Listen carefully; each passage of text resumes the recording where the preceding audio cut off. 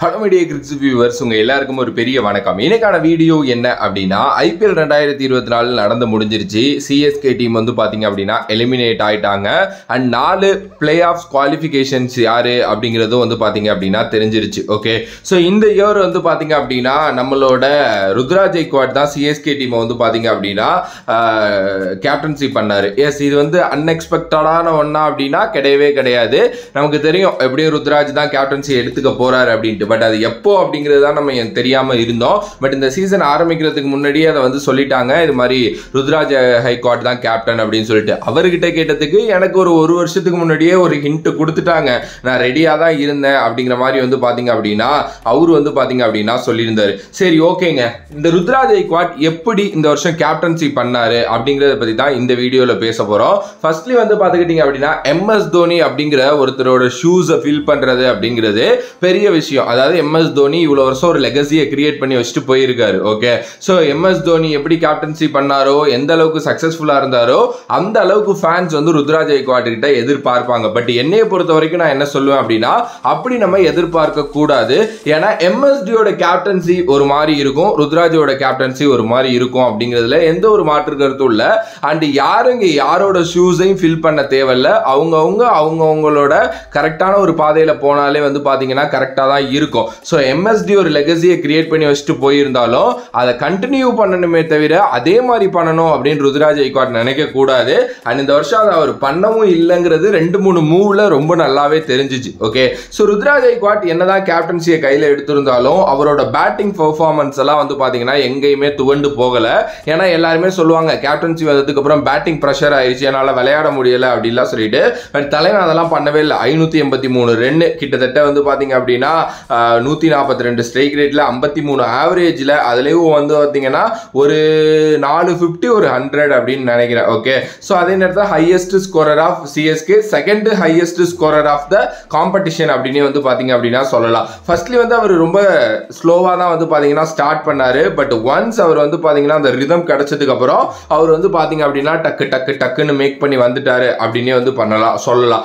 இது வந்து பேட்டிங்ல. Captaincy wise எடுத்துக்கிட்டோம் அப்படின்னா நிறைய கேம்ஸ்ல வந்து பாத்தீங்கன்னா ரொம்ப இம்ப்ரெசிவா வந்து பாத்தீங்க அப்படின்னா இருந்தாரு. ஒரு சில ஏரியாஸ் இம்ப்ரூவ்மெண்ட் தேவைப்பட்டுச்சு. பட் ஆனா அதை தாண்டி வந்து பாத்தீங்கன்னா அவர் வந்து இந்த கரெக்டா எடுத்துட்டு போயிட்டு இருந்தாரு அப்படின்னே வந்து சொல்லலாம். பட் அவர்கிட்ட பெருசா இதுதான்ப்பா குறை அப்படின்னு சொல்லணும் அப்படின்னா அந்த ஸ்பின்னர்ஸை யூஸ் பண்ணாதது தான். அதுக்கான ரீசன் வந்து ஸ்டீஃபன் ஃபிளமிங் ஒன்று சொல்லியிருந்தார். என்ன சொல்லியிருந்தார் அப்படின்னா, லாஸ்ட் இயரோ இல்லை அதுக்கு முந்தின வருஷம் பிஹேவ் பண்ண மாதிரி சேப்பாக் இந்த வருஷம் பிஹேவ் பண்ணல, எங்களுக்கே புதுசா இருக்கு சேப்பாக் இப்படி பார்க்கறதுக்கு அப்படிங்கிற மாதிரி சொல்லியிருந்தார். ஏன்னா இந்த வருஷம் சேப்பாக்ல நிறைய ஹை ஸ்கோரர் மேட்ச் வந்து இருந்துச்சு. சேப்பாக் வந்து ஸ்பின்னர்ஸ் ஃப்ரெண்ட்லியா இல்லை அப்படிங்கிறது நம்ம எல்லாருக்குமே தெரியும். ரொம்ப மேட்சஸ் கழிச்சு தான் வந்து பார்த்தீங்கன்னா திடீர்னு ஸ்பின் ஆனிச்சு சேப்பாக்லேயே. ஸோ அதனால பெருசாக ஒரு ஸ்பின்னர்ஸை யூஸ் பண்ணலை அப்படிங்கிற அந்த குறை வந்து எல்லாருமே சொல்லிட்டு இருந்தாங்க. பட் அது ருத்ராஜ் மேலே வந்து ஏற்றுக்கப்பட வேண்டிய ஒரு விஷயம் தான். ஏன்னா தலைவன் ஸ்பின்னர்ஸை யூஸே பண்ணலை அப்படிங்கிறது உண்மையான ஒரு விஷயம். ஈவன் தோ அது எந்த அளவுக்கு பெரிய குரூஷியலாக இருந்துச்சு அப்படின்னா, ரவீந்திர ஜடேஜா மாதிரி ஒரு பிளேயரை நீங்க டீம்ல வச்சுக்கிட்டு அவருக்கு 4 ஓவர் நீங்க ஃபுல்லா கொடுக்க மாட்டேங்கிறீங்க அப்படிங்கிறது ஒன்று இருந்துச்சு பாத்தீங்களா. அது வந்து பாத்தீங்க அப்படின்னா என்னால் அக்செப்ட் பண்ணிக்க முடியாத ஒரு விஷயம். ஏன்னா MSD ரொம்ப சக்சஸ்ஃபுல்லா இருந்ததுக்கு, MSDன்னு இல்லை நிறைய கேப்டன் சேப்பாக்ல சக்சஸ்ஃபுல்லா இருந்ததுக்கு காரணமே அவங்க வந்து பாத்தீங்க அப்படின்னா ஸ்பின்னர்ஸை கரெக்டா யூஸ் பண்றது தான். அதை இவர் பண்ணல அப்படிங்கிறது வந்து என்னால் அக்செப்ட் பண்ணிக்க முடியல. பட் குரூ ஆகிடுவாரு, போக போக வந்து பாத்தீங்க அப்படின்னா தெரியும். அண்ட் இன்னொன்று இந்த பிளேயிங் 11 சூஸ் பண்றதுல இருந்த ஒரு மிகப்பெரிய பிரச்சனை. எஸ், என்னன்னா சிஎஸ்கே பொறுத்த வரைக்கும் அவங்க ஒரு ஸ்டாண்டர்ட் வச்சுப்பாங்க. இதுதான் பிளேயிங் 11, இதுதான் 14 மேட்ச் இருக்க போகுது அப்படின்னு சொல்லிட்டு.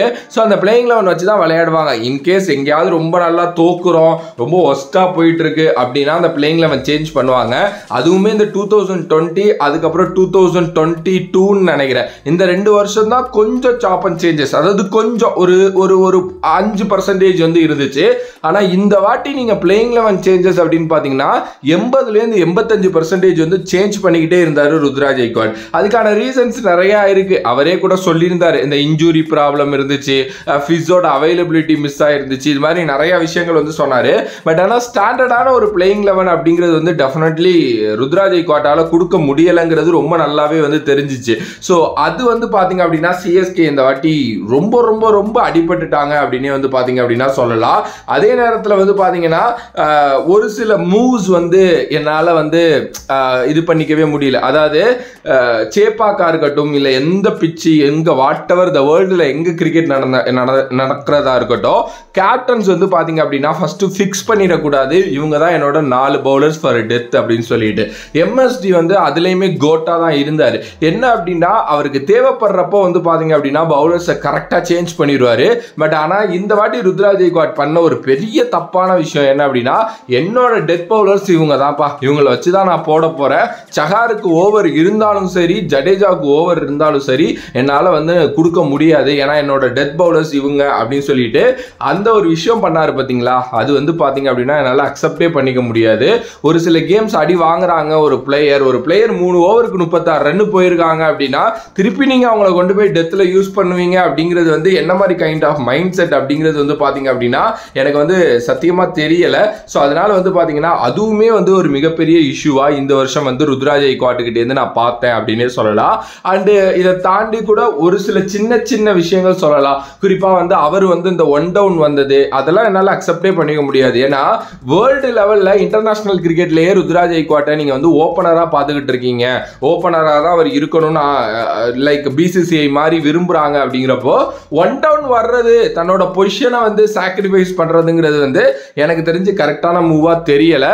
அது நிறைய இடத்துல பேக் ஃபயர் ஆனிச்சு. அந்த பேக் ஃபயர் கூட அந்த எலிமினேஷனுக்கு ரொம்ப முக்கியமான காரணம். சரி, ஓகே, இவ்வளோ நேரம் ருத்ராஜ் கெய்க்வாட்டோட இவ்வளோ விஷயங்களை பேசிட்டோம். பட் இதுக்கப்புறம் நிறைய நல்ல விஷயங்கள் இருக்குது, அதை பேசுவோம். ஃபர்ஸ்ட்லி நான் சொல்லியிருந்தேன் எம்எஸ்டியோட ஷூஸை ஃபில் பண்ணுறதுங்கிறது கஷ்டம், அவர் அதை பண்ண வேண்டாம்னு சொல்லிட்டு. அதை தான் நானும் சொல்கிறேன், அதை அவர் வந்து பண்ண வேண்டாம். ஆனால் எம்எஸ்டிகிட்ட இருக்கிற ஒரு சில நல்ல ஸ்கில்ஸ் இவர்கிட்ட இருக்குது. குறிப்பாக அந்த காமன் கம்போஸ்டாக இருக்கிறது.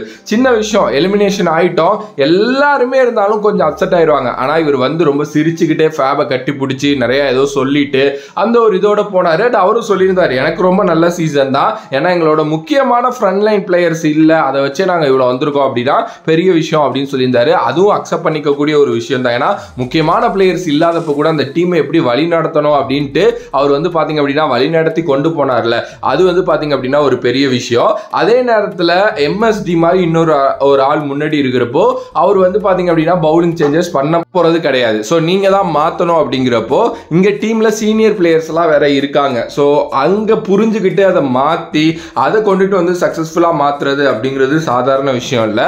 அதை வந்து பார்த்தீங்க அப்படின்னா இந்த வருஷம் ருத்ராஜ் கெய்க்வாட் ரொம்ப நல்லா பண்ணார். ருத்ராஜ் கெய்க்வாட்டுக்கு இந்த டாஸ் ஒரு பெரிய பிரச்சனையாகவே இந்த வருஷம் அமைஞ்சிச்சுங்கிறது நம்ம எல்லாருக்குமே தெரியும். ஏன்னா நினச்ச மாதிரி டாஸ் கூட வந்து பார்த்தீங்கன்னா அவர் கரெக்டாக போகலை. கிட்டத்தட்ட 10-11 டாஸ் அவர் தோத்தாரு 14 கேமில். அப்படிங்கிறது உண்மையிலுமே என்ன மாதிரி ஒரு இதுன்னு எனக்கு சத்தியமாக புரியலை. அவருக்கு அந்த லக் ஃபேக்டர் அப்படிங்கிறது இந்த டாஸில் இல்லை. நிறைய கேம்ஸ் இங்கே வந்து பார்த்தீங்க அப்படின்னா டாஸை தான் வந்து பார்த்தீங்கன்னா டிபெண்ட் பண்ணி இருந்துச்சு. ஸோ அந்த டாஸ் தோத்ததே வந்து பார்த்தீங்க அப்படின்னா ஒரு மிகப்பெரிய ஒரு விஷயம் அப்படின்னே வந்து நான் சொல்லுவேன். ஓகே, ஸோ அதே மாதிரி நம்ம பையன் வந்து ரொம்ப ஜென்யூனான ரொம்ப நல்ல பையங்க, அதில் எந்த ஒரு மாற்று கருத்தும் இல்லை. எல்லாமே வந்து பார்த்தீங்க அப்படின்னா அவர் பண்ணுறதை அக்செப்ட் பண்ணிக்கிறாரு. அண்ட் நிறையா வந்து பார்த்தீங்க அப்படின்னா லேர்ன் பண்ண ட்ரை பண்ணுறாரு. ஸோ சின்ன பையங்க, இப்போ வந்து 26 வயசு தான் வந்து பார்த்தீங்க அப்படின்னா ஆகுது. ரொம்ப ரொம்ப சின்ன பையன், இன்னும் நிறைய கற்றுப்பாரு. அடுத்த 10 வருஷத்துக்கு சிஎஸ்கே கேப்டனாக அவர் தான் இருக்க போறாரு. அப்படிங்கிறப்போ டே பை டே அந்த இம்ப்ரூவ்மெண்ட் வந்து பார்த்தீங்க அப்படின்னா இருக்கும். நீங்கள் 2023 இருக்கிற எம்எஸ் தோனியை 2024 இருக்கிற ருத்ராஜ் கெய்க்வாட்டோட தயவு செய்து கம்பேர் பண்ண வேண்டாம், கம்பேரே பண்ண வேண்டாம். அவரோட லெகசி முடிஞ்சிருச்சு, அதை அப்படியே கொண்டு போகிறதுக்கு தான் நம்ம ருத்ராஜ் கெய்க்வாட் வந்திருக்காரு. இன்னும் 10 வருஷம் கழிச்சு ருத்ராஜ் கெய்க்வாட் கேப்டனாக ரொம்ப சக்ஸஸ்ஃபுல்லாக இருப்பார். ஏன்னா கேப்டன்சி அப்படிங்கிறது இவ்வளோ பெரிய ஒரு ஐபிஎல் மாதிரி ஒரு ஸ்டேஜில் எவ்வளோ பெரிய கஷ்டமான விஷயங்கிறது எத்தனை பேருக்கு புரியும் அப்படிங்கிறது வந்து தெரியல. எஸ், இந்தியாவே லீட் பண்ண ஒரு ஆள் தான் நம்ம ருத்ராஜ் கெய்க்வாட் ஏஷியன் கேம்ஸில். பட் அது உங்களுக்கு தெரியும் என்ன மாதிரி கேம் மைண்ட் செட்டு, சின்ன பசங்க, அது வேற. ஓகே, இது வேற. எஸ், நீங்கள் வந்து ஷேவாக் ஒரு வாட்டி சொல்லியிருந்தாரு, என்னன்னா இன்டர்நேஷ்னல்லே லீட் பண்ணிடலாம், பட் ஐபிஎல் லீட் பண்ணுறது ரொம்ப கஷ்டம், ரொம்ப டஃப்பான விஷயம் அப்படின்ட்டு. அதுதான் ரொம்ப ரொம்ப சின்ன பையன். எப்படி நம்ம எம்எஸ் 2008 வர்றப்போ இருந்தாரோ அந்த மாதிரி ஒரு மைண்ட் செட்டில் தான் இப்போ இருப்பார். கண்டிப்பாக போக போக நிறைய கற்றுப்பார். கோச்சஸ் நிறையா சொல்லி கொடுப்பாங்க.